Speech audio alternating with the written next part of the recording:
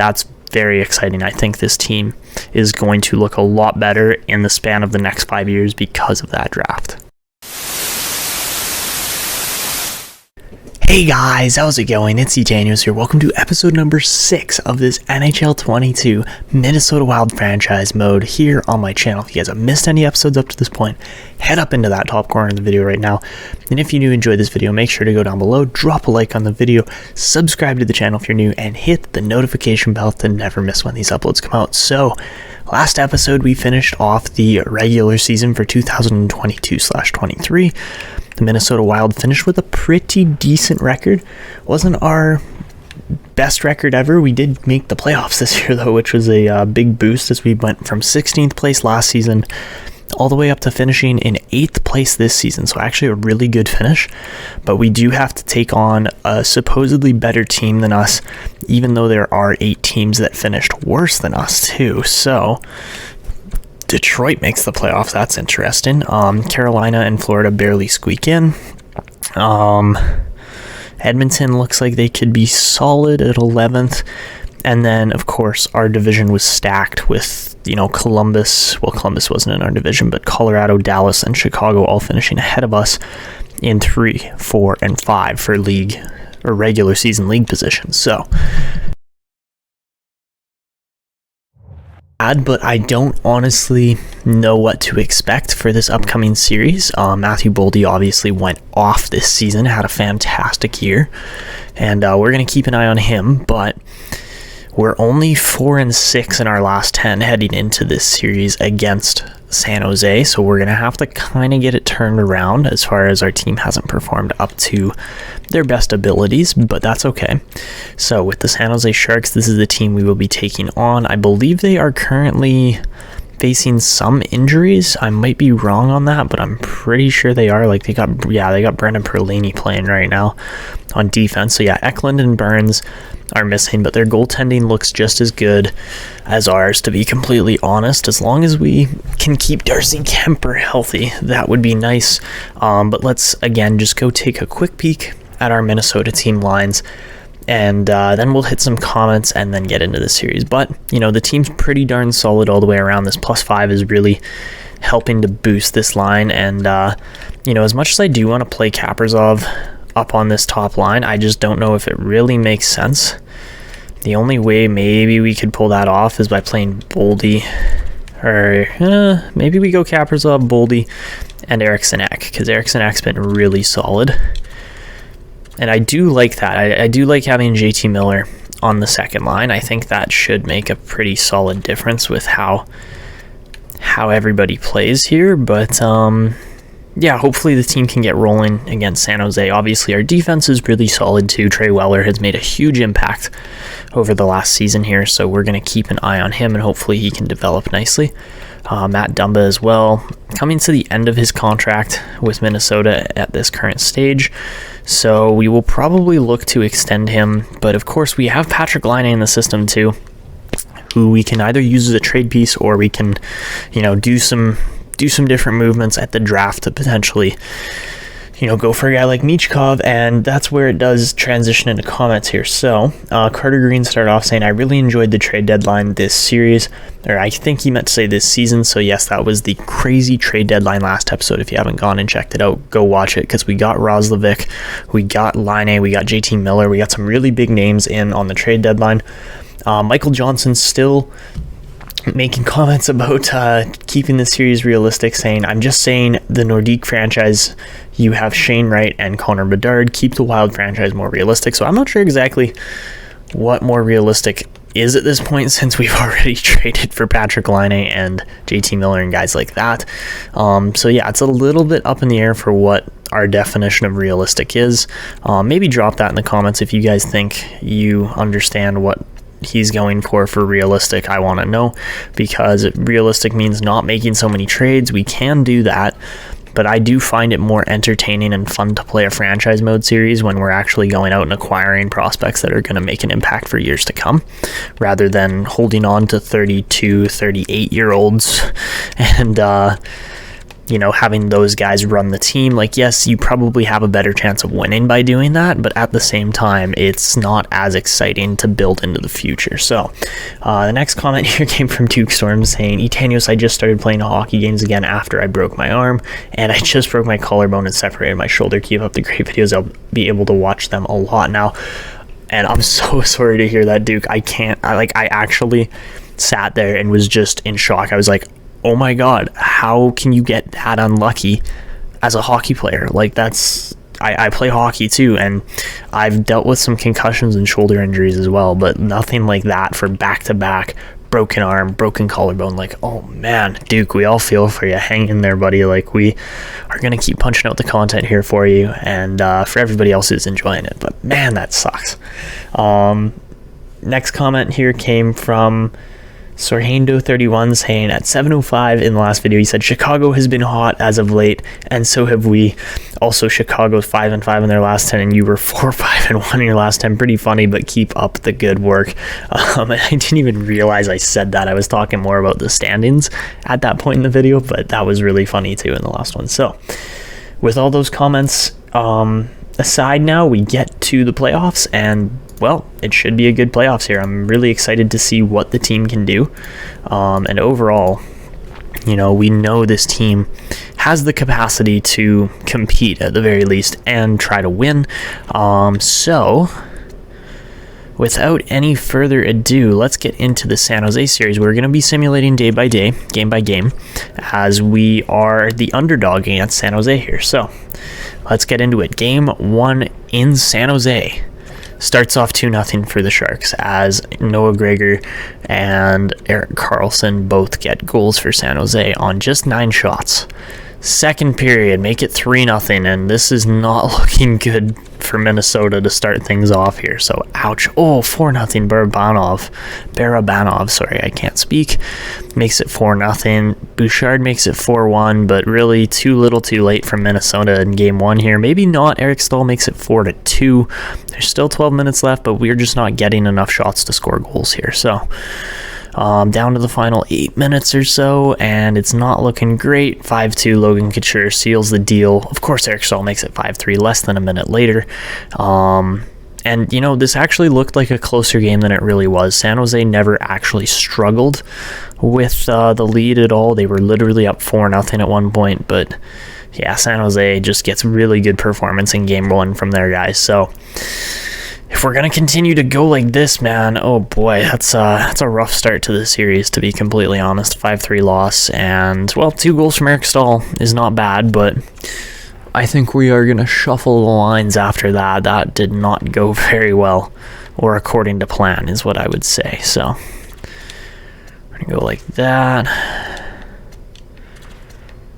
Switch those lines back to kind of the way they were. I'm going to put Matthew Boldy on his inside hand and see if he can put some pucks away. Obviously, he's got 1T on there as well, so hopefully that'll change a little bit for how the team has performed up to this point.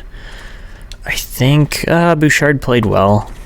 He was a +1. Okay, so that's not terrible. But yeah, Kemper was kind of brutal too. Let's in 5.1 goals against there to start. So let's advance another day here, and I think we'll give Kemper one more start, but if we go down 2-0, then Kakanen's getting the next start. So here we go.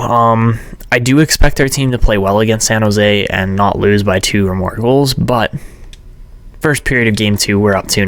Dylan Gambrell and Eric Stahl. Eric Stahl's been going off in the playoffs. I got playoff Stahl here, just 3 goals in 2 games already. We outshoot them 10-7 and a 2-0 lead. That's great. Okay, really good first period. Second period, make it a 4-0 game as Joel Eriksson Ek and Jonas Brodin both get goals. We only have 17 shots, but we are rolling here against San Jose, and hopefully we can hold on to this big lead. They get a power play here, it doesn't convert, and another power play for San Jose, still doesn't convert. Wow, we're playing some decent defense here today. That's 5-0 Joel Eriksson Ek again. Minnesota really giving it to San Jose today as another power play doesn't convert. Make it 6-0. Kirill Kaprizov. Wow. Minnesota just put up one of the best defensive and all-round team performances I've maybe ever seen out of a playoff sim game. And wow. Oh, that's why. Capo Kakinen was in net. We rolled the goalies, of course. I mean, the AI auto-rolled the goalies. Joel Eriksson and Eric Stahl also get starts of the game, but 34 saves, not a single goal against on Capo Kakinen. What a performance it was. And, well, now we get to simulate up to the next game. That was quite the performance there in Game 2. We get Evan Bouchard on a contract extension. Same with Kalen Addison. Same with JT Miller, actually, as well. That's really good. Okay. I didn't think Miller was actually going to re-sign a contract extension, but looks like he took it for just, how much did we offer? 7.5 for 1 year. Okay, so that's not bad. Gives us some value with JT Miller, even though I don't think we're going to be trading him. Not over other guys that are available here. We got Matt Dumba as well. I think we extend him for 2 years as well. I kind of forgot we had so many contract extensions in the works here too. Rule of 85 says we can pay him $4.54 million, so 4.55 for 2 years. I would love it if we get Dumba for that cheap. I don't think we will, but you never know. Eric Stahl doesn't want an extension, and at $2.4 million, I'd rather just wait to re-sign him. So yeah, that's kind of how the team is shaping up for contract extensions. Apart from that, I mean, obviously we've got Carson Lambos in here, who I'm really excited to actually get started with, because he's going to be playing in the minors at least next year, if not the NHL. But yeah, we've got some players here now, absolutely. So after a fantastic Game 2 against San Jose, we head home to the XL Energy Center for Game 3. I just want to double check that that Kakinen's in net, because, well, last game we all kind of saw what happened there. So we're going to switch Kakinen, give him the start again over Kemper, see if that makes the difference. And, well, here we go. So game number 3, getting underway with the simulation again. And, well, let's see. First period, it's a 2-1 lead as Carlson opens the scoring, but then Eric Stahl and Matthew Boldy get the lead back for Minnesota, or obtain the lead for Minnesota. We never got it back. We never had it to start, but 10-11 on shots. San Jose leads, but is down in goals for. All right. Second period, make it a 2-1 game still, as really we don't see a lot of change in the game apart from the fact that San Jose is just out shooting us. So simulating into the third, make it 3-1. Joel Eriksson Ek gets the goal. Make it 4-1 as Matthew Boldy also converts on the power play. San Jose makes it 4-2 immediately as Thomas Hertl gets the goal there. Make it 4-3 as Logan Couture gets them within a shot. And this is too close for comfort now, as San Jose can absolutely tie this game up. Their power play doesn't convert there, but they're just simply out shooting us still at this point. And looks like we limit their shots for about 3 or 4 minutes there. That's really good. And down to the final minute, are we going to hold on? Yes, we are. We get the win in game number 3 on home ice. Kakinen holds out for the win there. 2 goals from Matthew Boldy gets him first star of the game. Eric Stahl scores again. He's got what, like 4 or 5 goals in like 3 games. Yeah, he's playing amazing. So Eric Stahl, not exactly the guy you would expect to be leading our team at this point, but who is really going to complain? So up 2-1. There's your other playoff series you can see down at the bottom of the screen. And, well, let's simulate ahead to game number 4. And let's see. Easy decision to renew. I'm quite pleased with how you view me compared to my teammates in my position. Interesting. Okay, so we get Matt Dumba for a pretty easy extension there. All right, so simulating into game number 4 now. We have the opportunity to take a stranglehold on the series, And we'll see what happens here. So first period of game number 3, and looks like Kemper is back in net, and it's a 2-2 game, just 7 shots, but we started off with a shorthanded goal from Gambrell, tied up by Hurdle, then Greenway makes it a 2-1 game before Mario Ferraro ties it up. Alright, so heading into the second period, make it a 4-3 lead. Shorthanded goal from William Eklund is an absolute heartbreaker there against us, and really with just 2 shots less than San Jose, we still get the goal from Kaprizov there, and we just need to keep getting shots, and that's going to be what makes the difference in this game. So 4-3 game, pretty even down the middle. Power play for Minnesota does not convert. That is painful at this point. Make it 5-3 as Matt Nieto gets the goal there for San Jose. And looks like, yeah, the Sharks are running away with it now. Nathan Beaulieu, depth player, scoring at will here against us. Power play for Minnesota again doesn't convert. You gotta put those power play pucks in the net in the playoffs. And really, our power play unit lets us down there big time in that game, and we lose it 6-3. So Dylan Gambrell goal and an assist, but we need our top guys playing better. They really haven't performed up to the same standard as some of San Jose's players, especially in their top 6. So we got a 2-2 series tie here, and this could honestly go either way. So yeah, ouch. That was a bit of a tough loss there. So again, we're going to simulate up to the next game. We're going to put Kakinen back in net, simply because he has played better up to this point. And yeah, we just can't continue to lose games that should be close and then end up just running away on us because we can't hold it close. So I want to play Greenway further up in the lines, but I just don't know where he really fits well either. So I think we are going to switch the lines up a little bit here. We've just been struggling too much in games that shouldn't really be all that close. So I think we're going to move Boldy down. Yeah, we'll run a 5-2 like that. We'll go Kaprizov on the far side. Marco Rossi's going to play 4th line center again because 1 point in 4 games and a -2 isn't good enough, so he's going to get demoted for ice time there. And of course, Kemper as well has just not been good enough in the playoffs, so Kakinen's going to get the start, and it's keeping the lineup fluid, which is good because then it really forces players to play to the best of their abilities. But let's see how Game 5 goes, as this very well could decide the series in San Jose here. So first period, 2-0 lead, power play goal from Matt Boldy and shorthanded goal from JT Miller in the first period. We outshoot them 14-7 with that 2-0 lead. Second period, make it a 3-1 game as Erik Karlsson makes it 2-1, and then Matthew Boldy makes it a 3-1 game. 28-15 heading into the third for shots. Let's see how Minnesota fares in this final frame of Game 5 against San Jose. So power play against the Sharks here. Evander Kane scores as soon as it turns to even strength, makes it 3-2.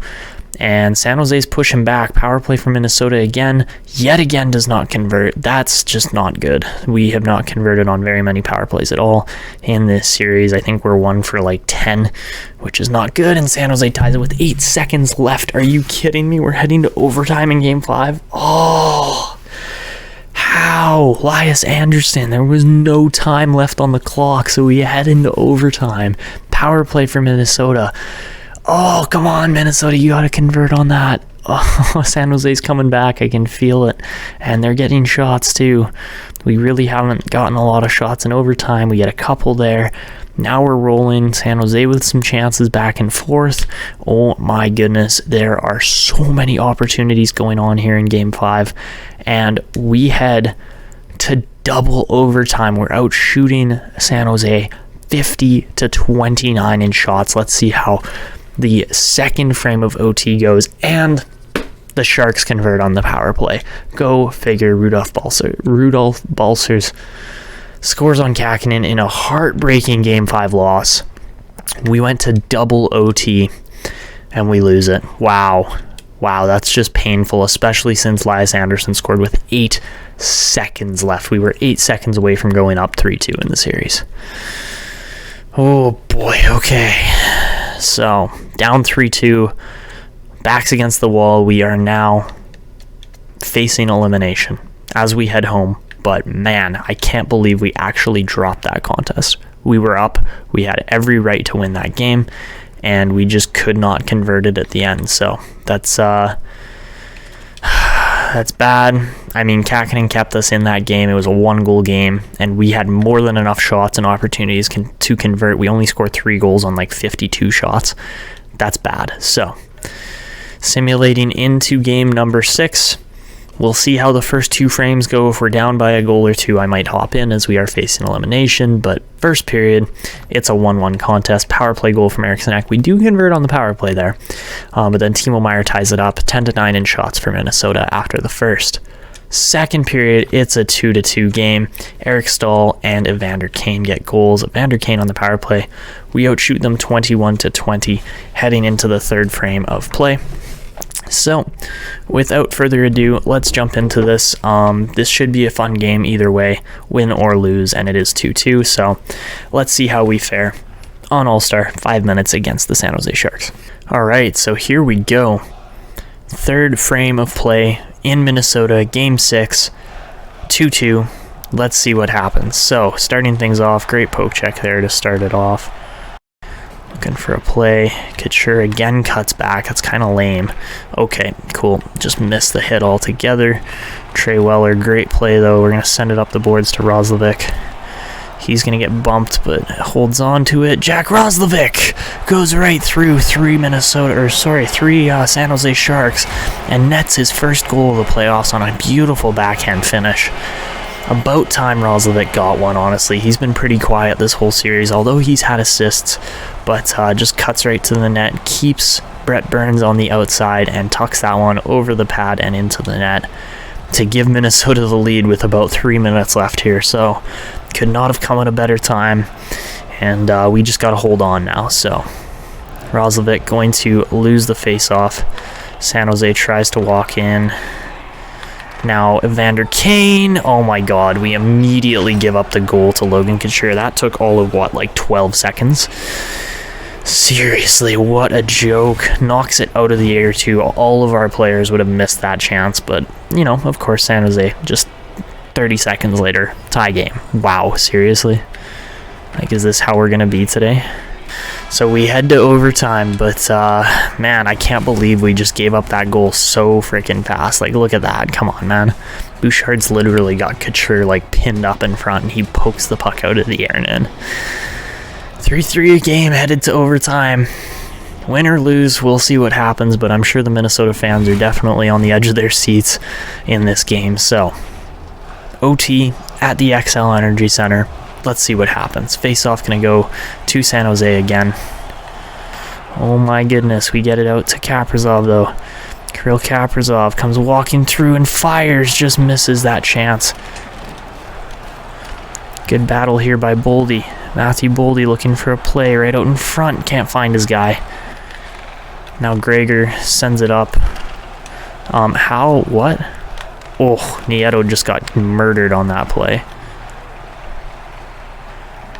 Nico Sturm going to cut back. Bouchard across to Weller. Trey Weller just missed that chance. Alright, now Eric Stahl looking for a play. Weller back to Bouchard. Shot through traffic, doesn't go. Bouchard again off the wall. Another shot.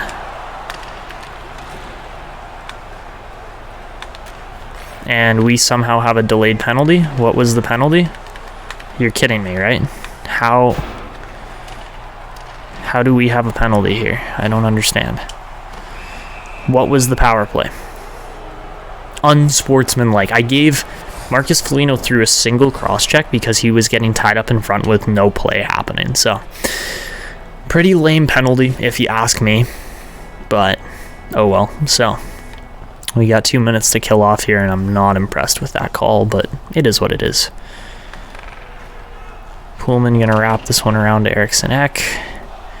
Eriksson Ek's going to drive this one down the boards and shoot. Decent play, but not the best play. Alright, now Couture just walks through. Disgustingly terrible rebound. And that is going to wrap up our season as we just absolutely choke it out in the first round despite finishing 8th place in the league. San Jose goes through as the higher ranked team. but man, that one stings. That one stings when we are in a fantastic position like that. Foligno takes a freaking weak penalty, if you ask me. But, oh man, I can't believe we actually lost it on that. That was sad. So, yeah, man, we had the lead too, and we choke it out. So, it's unfortunate. It is what it is. And now we'll get a higher draft pick from that. So, I mean, that stings. That really stings because I wanted this team to go farther than that. I was hoping at least we could make it to the second round. But we get knocked out in 6 to San Jose. So we are slowly working our way up further and further each year. I mean, in our first season, we didn't even qualify for the playoffs. We missed it by like barely a couple points. And then, yeah, we just stink it out completely in that one. So I think we're going to get to the draft in this episode, to be completely honest with you. It's been a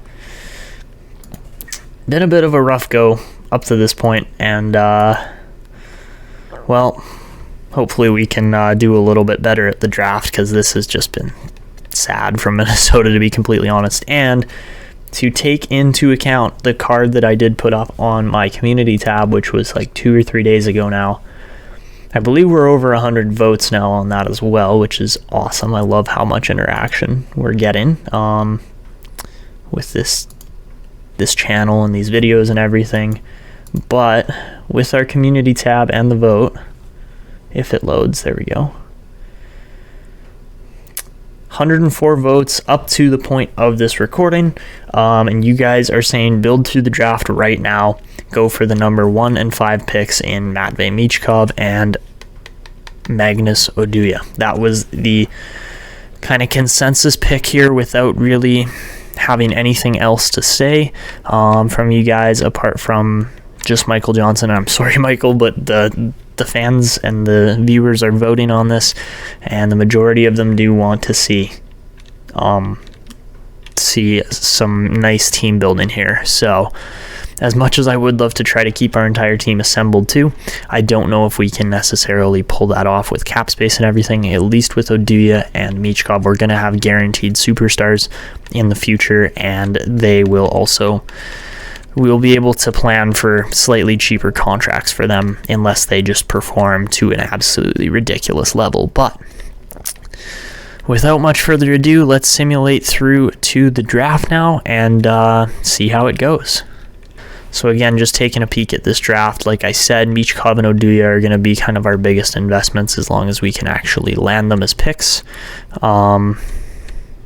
This guy looks really interesting too. Stefan Priesing, 6'4", power forward, nose for the net, goal scoring size and strength. He looks really interesting too as a prospect. I don't think we end up getting him, but man, that could be a very interesting prospect. I mean, I was looking at Oscar Silverberg here too, who also has some superstar X factors and things like such. We'll keep an eye on him as well, but we might actually get the chance to pick him as long as we hold on to our pick.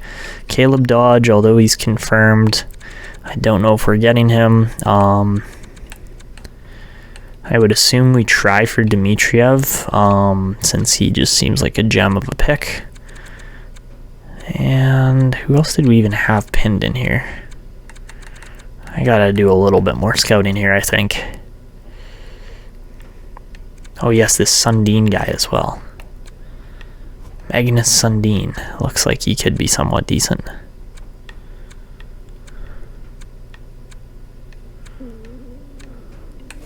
Priesing's a power forward, hey, like an elite power forward. That's interesting. Like, that's really interesting. We could bring him in too for probably a cheaper price than other power forwards. Bergfors too, yeah. Okay, there's definitely some players in this draft that I'm interested in trying to acquire, but at the same time, we don't have to go super overboard, since we do have some pretty decent prospects and younger players in this system. And the New York Rangers are going to be your Stanley Cup champions this year, with the Milwaukee Admirals winning the Calder Cup.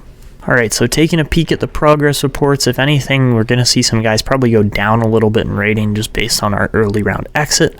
But overall, we're not looking too bad. Kaprizov's up to a 91. Boldy is an 89 already at just 22 years old.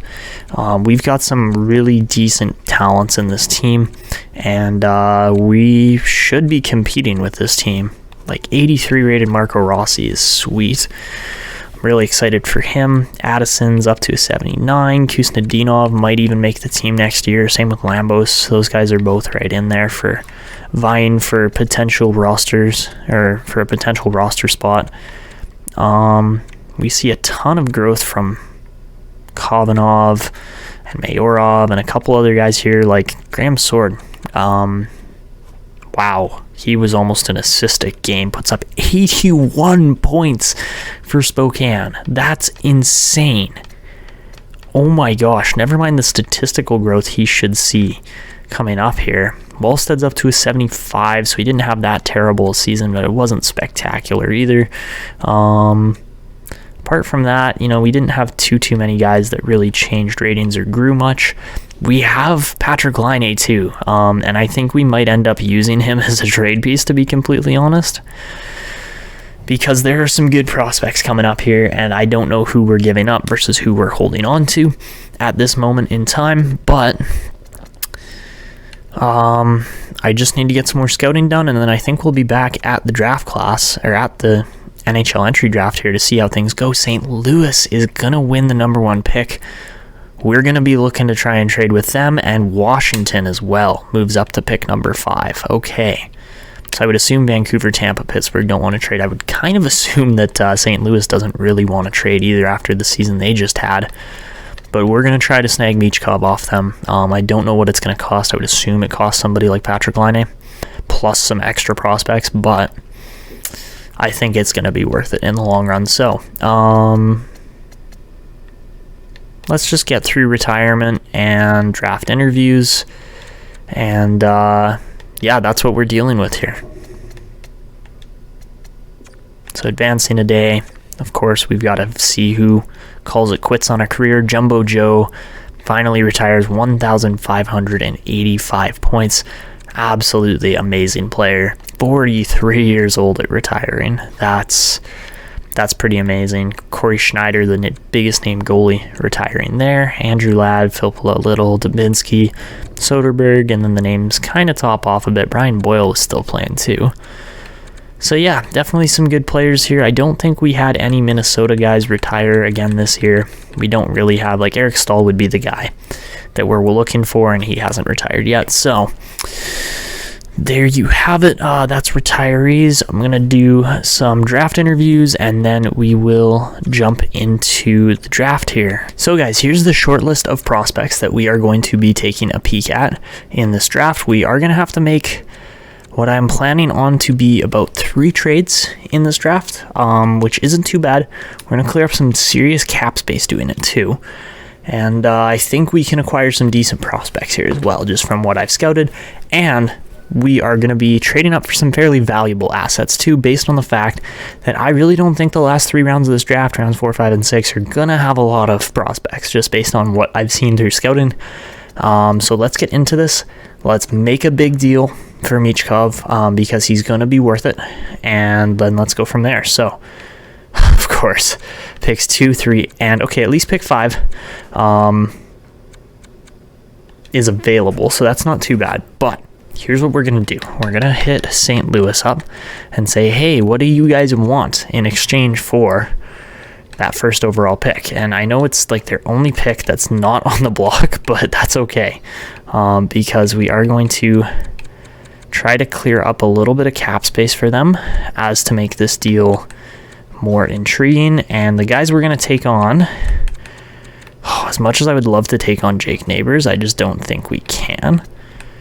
I think he's honestly undervalued too for how good he is, but if we could take on Jake Neighbors, I wouldn't really complain. But I'm thinking we got to take on at least Oscar Sundqvist, as well.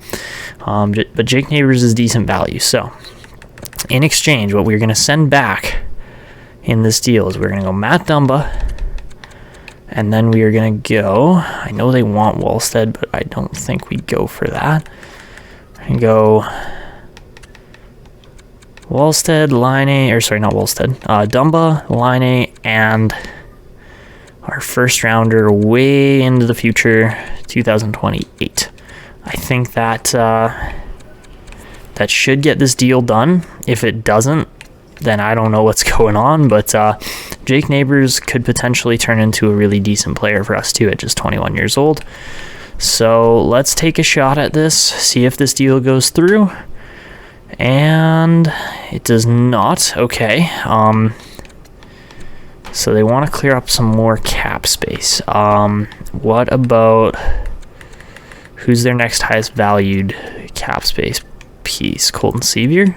I could do Colton Sevier too, but if we get Jake Neighbors in the deal, it's totally worth it. So, does it go through?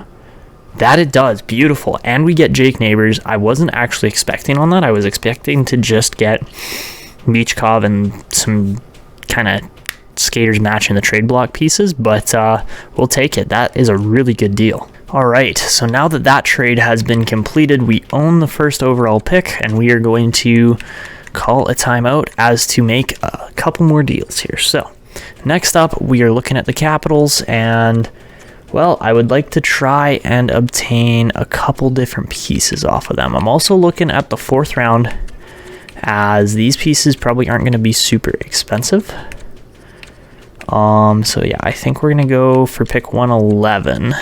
79 would be nice, but I just don't know if we can pull it off. And then, of course, we're going to try to look to clear up maybe some cap space or something along those lines. Who's actually matching their block?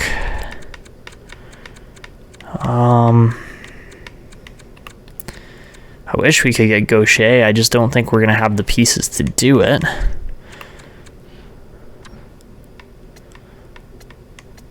What about a guy like Felipe Howard, who's at least a prospect? Can we do that? I think that would be pretty decent, actually, if we get Howard back in this deal. So, what we are going to send the other way is we're going to go off skaters matching the block. I'll send them Evan Rodriguez for sure. I think we have to go with Bouchard, considering that we are trading up for, yes, Bouchard's an amazing-looking young defenseman, but he holds the value that we kind of need to throw at this deal, because as much as I'd love to throw Addison into this deal, I just don't think that gets it done. And Bouchard is just a better defenseman, which it hurts because we have to give him up. I just don't think we can make this deal work any other way. Even if we sent Addison and like Graham Sword or somebody like that, I don't think we could make it work, unfortunately. And Sword's a really good two-way defenseman too. So, what we're going to do is we'll go... I mean, we can try Kalen Addison. I don't think it goes through, to be completely honest. But if we go Addison and like Gambrell and Rodriguez, yeah, the value's just simply not there. So we would have to... That's why we can't send Addison in this deal, and instead we have to send Evan Rodriguez. So... or sorry, Evan Bouchard, not Evan Rodriguez. We got two Evans in this deal. So as much as that Bouchard trade was really decent with Edmonton, I think we have to give him up here, unfortunately. I don't think there's any other way to really get this done unless we throw another pick or prospect at it. And I'm not throwing Kuznetsov at this deal or Brodin.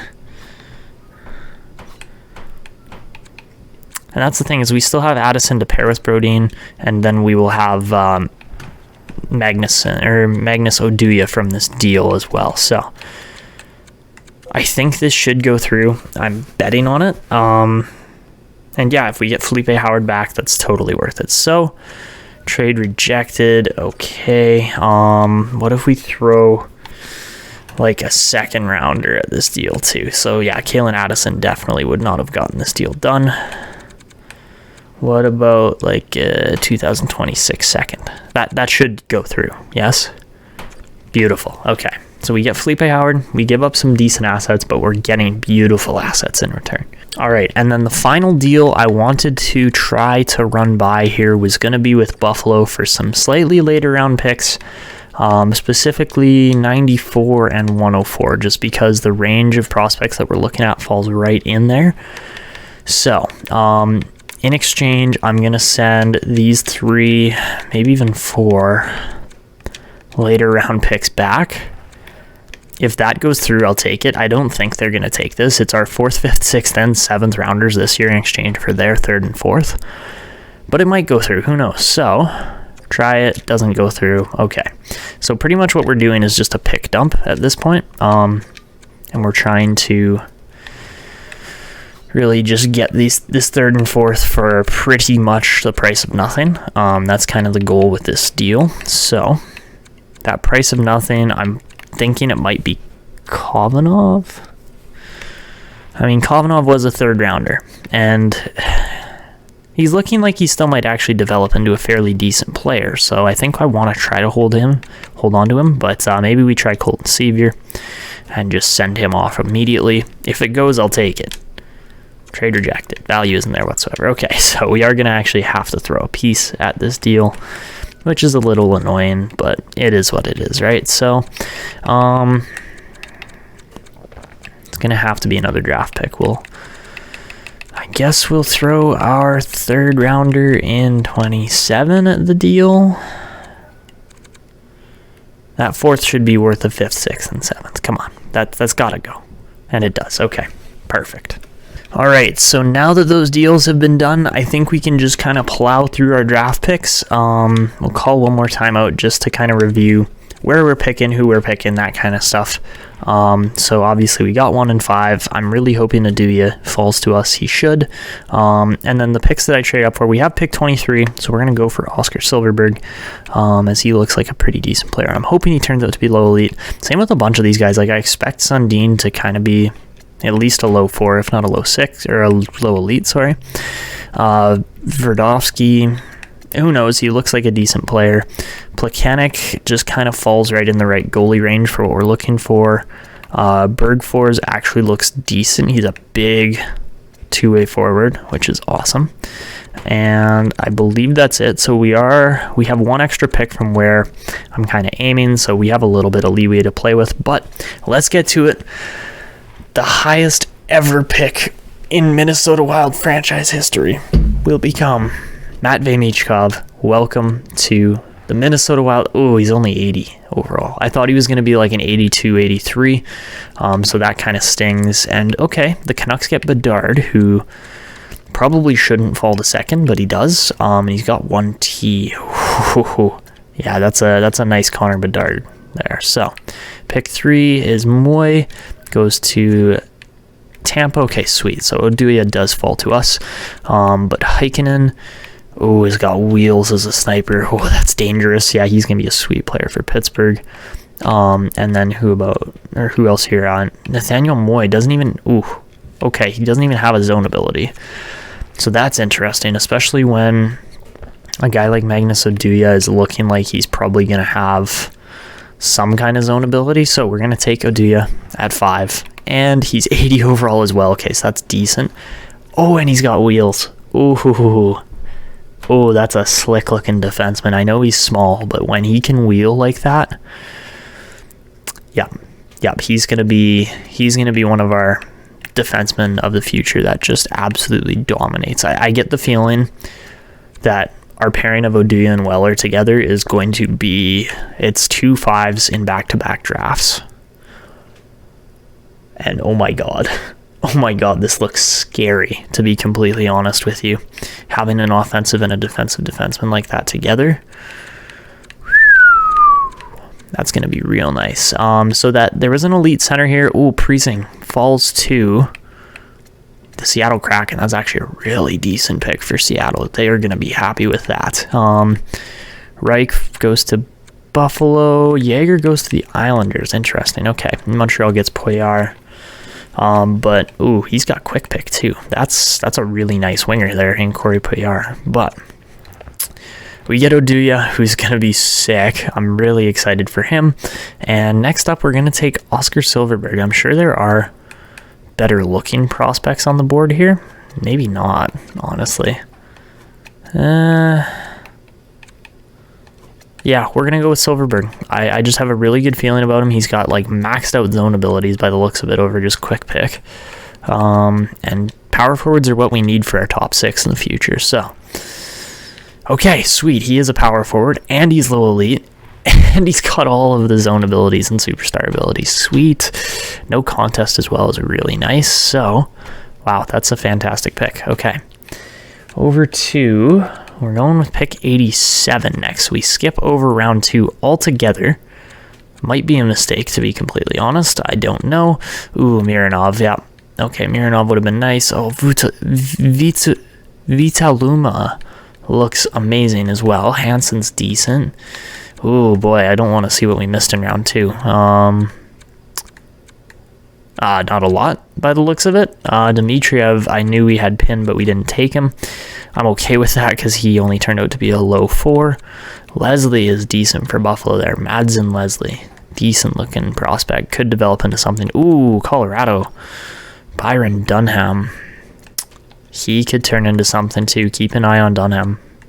And that's really it. Wow, round 2 did not turn out too well for a lot of teams. So, now that that is done, our next pick here that I have planned is Plekanec? Plekanec? Yeah. I think it has to be, because after that, well, we have Verdovsky here. And then Sundin. You know what? I'm kind of feeling Sundin, to be completely honest. I think he might be the best pick out of all these guys. He is 19, but so are a lot of these guys? Maybe not. Actually, hold on a second. Okay, we only have 4 guys pinned. I'm going to take Sundin first. I've just got a really good feeling about him, and I don't want to miss out on him. I know it's a little backwards from the rankings, but oh, okay, he's low elite, but 53 overall is a little low for what I was expecting.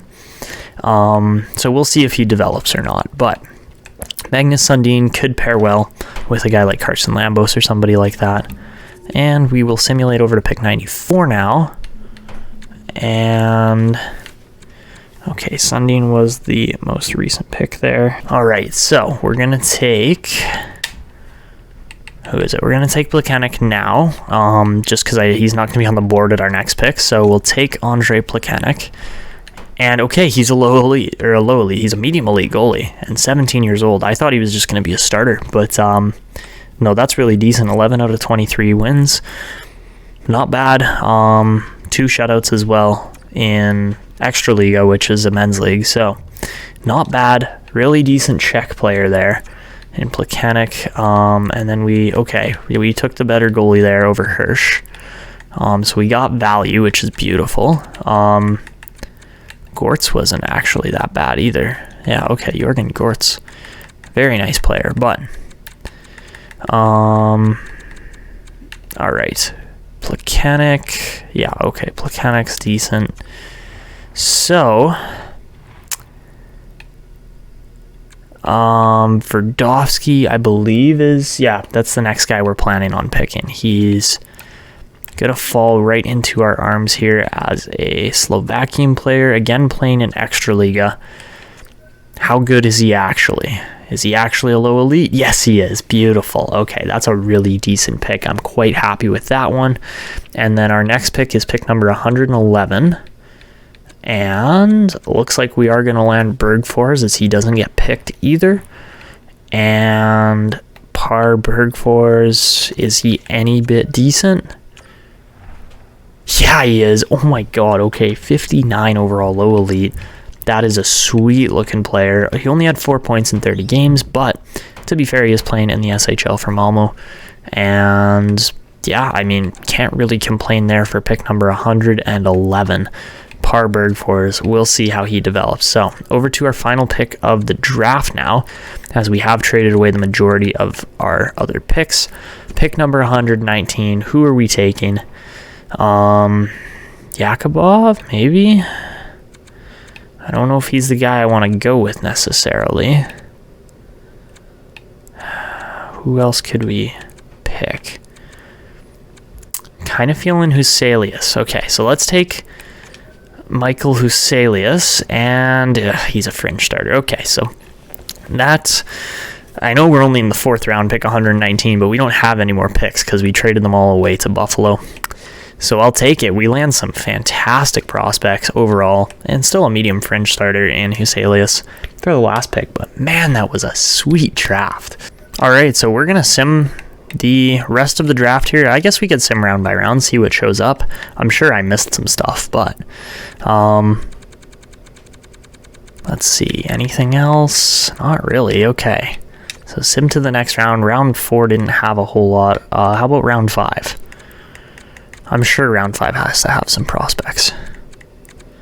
I've only seen a fringe starter so far. Only a couple fringe starters. Oh my goodness, that is pretty weak. Okay. And over to round 6. How does round 6 go? Okay, low 6 and Braxton Budens goes to Montreal. Not actually that bad a pick, especially for round 6. Anybody else? Low 4, Kerslake goes to Dallas. Wow, okay, I kind of did call that as far as there's probably not going to be a lot in the final rounds, and we can't really see round 7, but I'm not complaining when that is the draft we just pulled off. We land a ton of Swedish prospects. Huselius, Bergfors, Sundin, Silverberg, Oduya. That's 5 Swedes that we bring in. And yeah, that's very exciting. I think this team is going to look a lot better in the span of the next 5 years because of that draft. Okay, so as we're rolling into the conclusion of this episode, I just saw a new comment come in from Sheldon Walker who said, "It is cheese. You already are giving players X factors that didn't work for them. Now you want to lowball and trade up for a franchise player and don't even build your own players." I would disagree as far as we just landed some really nice picks. Yes, we did trade up to kind of build our main core and foundation because otherwise it's hard to do so. Like, it's really difficult to really actually land prospects and players in the top 10 that turn out to be really good guys. So, I mean, look at the team, right? The team is really developing nicely. We have traded up for guys like JT Miller and who else? Darcy Kemper, Roslovic, right? Those are kind of the 3 names that stand out there. But that's the thing, is that there are a load of prospects in here that are going to make differences in the near future. And it isn't just necessarily trading up. Like, yes, sure, Trey Weller is one of those names. Magnus Oduya is going to be one of those names. And Matvei Michkov, I am expecting to turn into the staple production player on this team and outplay Matt Boldy in the near future. And don't get me wrong, Matthew Boldy and Matvei Michkov together is going to be scary. But I apologize, Sheldon. We already made the deal before I saw your comment come in. And to be honest, the subscribers did just outvote everybody. So apologies again. I know that not everybody wants to see exactly what we've done, but it is a majority vote. So hopefully you can still find some enjoyment in this series because I am really excited for the future of this team. And yeah. So anyways, guys, that's where we're going to be wrapping it up for this video. We're kind of concluding it now. If you see anybody in here that you think we should heavily pursue this offseason that might actually make it to free agency, how about a Jason Zucker? Hey, that would be an interesting one. I would really enjoy seeing him come back to Minnesota as a draft pick of the Wild, but let me know your thoughts in the comments below. I would love to hear them, but make sure to hit that subscribe button if you haven't, and also turn on notifications to never miss these videos. And yeah, this team is really looking exciting heading into the near future. So there's some decent goalies coming up too, so keep an eye on those, but we will get into contract re-signing and rookie signings in the next episode, and probably get through to the beginning of the next season. But that's going to be it for me. If you guys enjoyed, make sure to go down below, drop a like on the video, subscribe to the channel if you do all that good stuff, and I hope you enjoyed. Until next time.